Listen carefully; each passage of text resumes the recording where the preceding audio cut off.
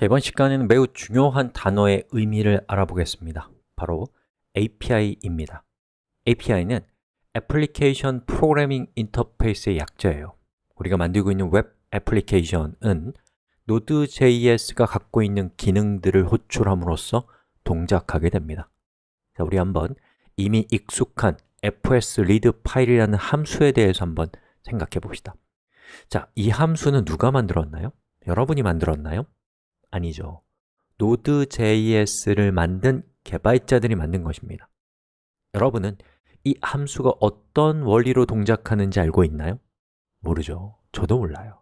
물론 알려면 알 수 있습니다만 Node.js를 만든 개발자들은 Node.js를 이용하는 개발자들에게 파일을 읽을 때에는 read 파일을 사용하라고 사용 설명서를 통해서 말하고 있습니다. 즉, read 파일이라는 함수의 이름과 거기에 들어가는 파라미터 그리고 return 값은 이 함수를 만드는 Node.js를 만든 개발자들과 이 함수를 사용하는 Node.js를 이용하는 개발자들의 약속된 조작 장치입니다. 이런 조작 장치를 인터페이스라고 해요. 즉, 우리는 read 파일이라는 함수, 다시 말해서 인터페이스를 실행시킴으로써 애플리케이션을 만들 수 있게 되는 것입니다. 이렇게 애플리케이션을 프로그래밍하기 위해서 제공되는 인터페이스를 애플리케이션 프로그래밍 인터페이스, 줄여서 API라고 합니다. 이제 여러분은 어떤 프로그래밍 언어를 만나건 간에 그 언어가 가지고 있는 조작 장치들이 궁금하다면 API를 찾거나 검색하는 걸 통해서 문제를 해결할 수 있는 준비가 완전히 끝난 것입니다. 자, 이번 시간에 우리 Node.js의 API 문서를 한번 살펴보면서 우리가 바라보는 또 우리의 시야가 얼마나 넓어졌는지를 한번 살펴보도록 하죠. 자, 이것은 Node.js의 홈페이지인데요. 여기 보시면 공식 문서가 있습니다. 그리고 공식 문서에 들어가 보면 아주 우리한테 반가운 단어가 이제 보이죠? 눈에 보이기 시작하죠? 여기 API라고 되어 있습니다.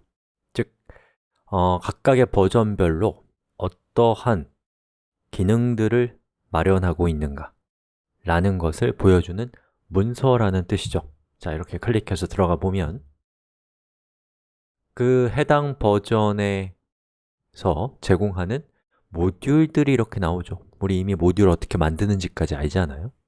그리고 그 모듈 안으로 들어가 보면 HTTP 안으로 들어가 볼까요? 그러면 이 HTTP라고 하는 모듈이 갖고 있는 여러 가지 기능들, 기능들이 나오고 있습니다. 그 중에서 우리 HTTP라는 걸로 한번 들어가 볼까요? 자, HTTP는 웹브라우저와 웹서버가 서로 통신할 때 사용하는 통신 규칙이고 바로 그 통신을 지원하는 Node.js의 기능들이 여기에 있는 것입니다.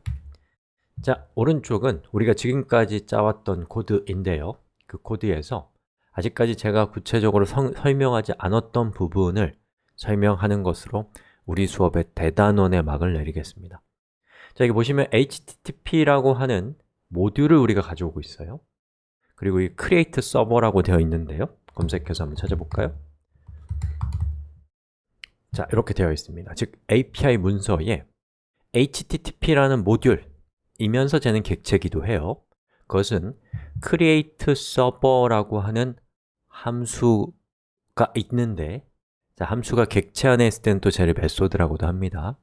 자, 있는데 첫 번째 인자로는 request listener라고 하는 파라미터가 있고 거기에 인자는 있을 수도 있고 없을 수도 있다라는 뜻이 여기 있는 대괄호의 의미예요. 생략 가능하다는 뜻이에요. 그 request listener를 보면은 뭐라고 써 있어요? 이것은 함수이다 라고 적혀 있고 그렇기 때문에 우리가 create server의 첫 번째 인자로 이렇게 함수를 엄청나게 긴 함수를 적어준 것입니다. 자, 이 create server라는 함수를 이용해서 우리는 함수의 이름에 적혀 있는 것처럼 웹서버를 만든 거예요.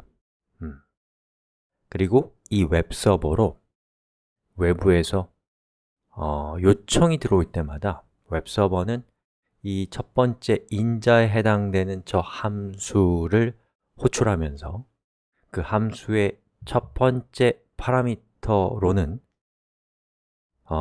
웹브라우저로부터 들어온 요청에 대한 여러 가지 정보를 담고 있는 객체인 request라고 하는 것을 파라미터로, 인자로 주기로 약속되어 있고, 그리고 두 번째 파라미터의 값으로는 여러분이 여기 있는 이 함수 안의 구현을 통해서 사용자에게 전송하고 싶은 정보, 예를 들면 이런 거죠.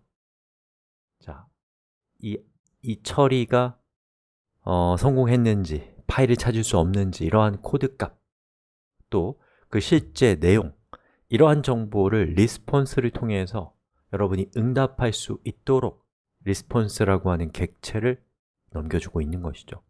그럼 여러분은 그 약속에 따라서 요청한 정보와 여러분이 응답할 정보를 잘 버무려서 웹 애플리케이션을 만들게 되는 것입니다. 자, 그리고 create server라는 이 함수는 return 값으로 http 서버라는 것을 반환하고 있거든요. 그래서 여기 있는 코드를 보면 이 앱이라고 하는 저 변수에 http 서버라고 하는 함수가, 것이, 객체라고 생각하세요. 객체가 담겨 있는 것이죠. 자, 그러면 http 서버라고 하는 API는 어떻게 생겼는지를 볼까요? 그리고 우리 밑에 코드를 쭉 보면 app.listen이라고 되어 있습니다.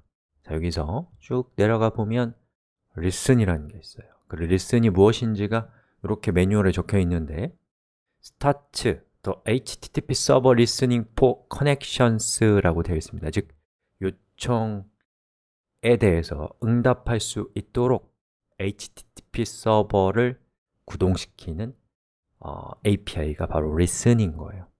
그리고 listen이라는 API는 server listen 이라고 하는 여기 있는 net server라는 또 다른 모듈과 똑같은 것이다 라고 적혀 있어서 들어가 보면 passable signature라고 되어 있죠. signature는 그 함수의 형태예요. 이름이라든지 또 들어오는 인자라든지 또는 return 값이라든지 이런 것들을 signature, 이런 형식들을 signature라고 해요. 여기 보면 여러 가지 형태가 있는데 그 중에 하나, 첫 번째 자리에 포트가 들어오는 거 보이시죠? 그리고 생략 가능하다라고 되어 있잖아요. 우리는 이 마지막 시그니처를 쓰고 있는 거예요. 3000번이라는 포트를 쓰고 있거든요.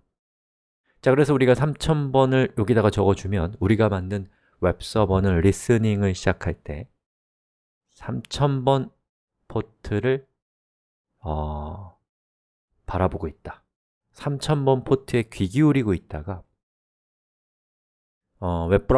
웹브라우저로부터 접속이 들어올 때 3000번 포트로 들어오면 바로 우리가 만든 이 애플리케이션이 그것에 응답해서 동작하게 되는 것이죠.